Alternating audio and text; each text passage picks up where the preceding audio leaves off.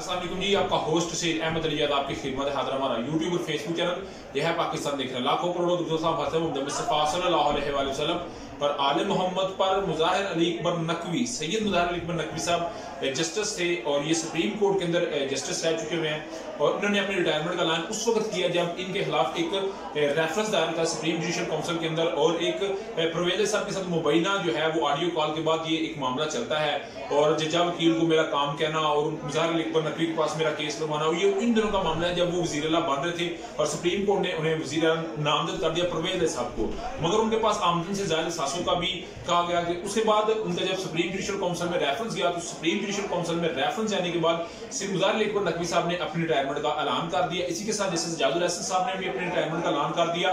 सिर्फ मुज़ाहिर अली अकबर नकवी साहब उन जजेस के अंदर शामिल नहीं है जिनको मरियम नवाज साहब, शहबाज शरीफ, नवाज शरीफ अपनी स्पीचेस के अंदर डिस्कस करते रहे, मगर सिर्फ मुज़ाहिर अली अकबर नकवी साहब का रिटायरमेंट होगी तो लगा शायद सारे मामले ठीक हो जाएंगे, मगर एक दरखास्त दायर की गई जिसमें यह बात की गई कि जो जज रिटायर होता है उसके खिलाफ रेफरेंस चलता रहना चाहिए। सॉरी,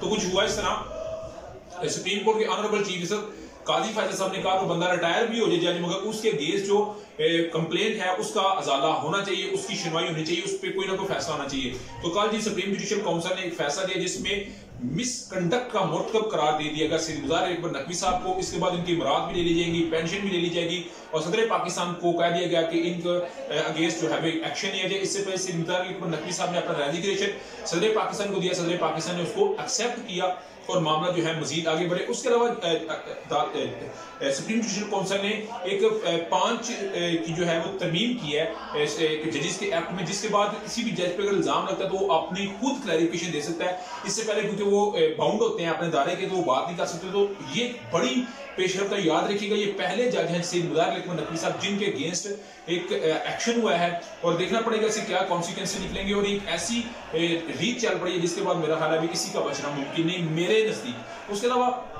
सैयद मोहसिन नकवी साहब जो कि चेयरमैन है पीसीबी, वज़ीर आला भी रहे 1 साल 1.5 साल तक के लिए, तो उनको वज़ीर दाखिला पाकिस्तान बनाने का फैसला कर लिया गया। ये फैसला कितना को अहम होगा, कितना को बेहतर होगा, ये उससे भी बड़ा सवाल होगा जो इस वक्त जन्म लेता नजर आ रहा है।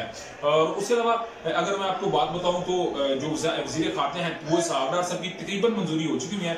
पाकिस्तान के निगरान जो इस वक्त थे ना जलील अब्बास जिलानी साहब, जो कल पूरी ब्रीफिंग देने के बाद चले गए, उसके बाद जो है वो आगे साहब देखते हैं वो आगे कितना को पुलिस को आगे लेके चलते हैं। मगर सिर्फ मोहसिन नकवी साहब को जो वज़ीर दाखिला बनाया जा रहा है तो ये वही जो 9 मई में एक कोर्ट मार्डर कॉन्फ्रेंस में कहा गया कि सूरतकारों को, फायदेमंदों को, जिन्होंने इनसे फायदा लिया, किसी को नहीं छोड़ा जाएगा, तमाम को कैफे करदार तक पहुंचाया जाएगा।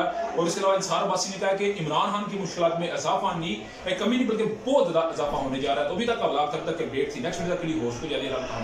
अस्सलाम वालेकुम।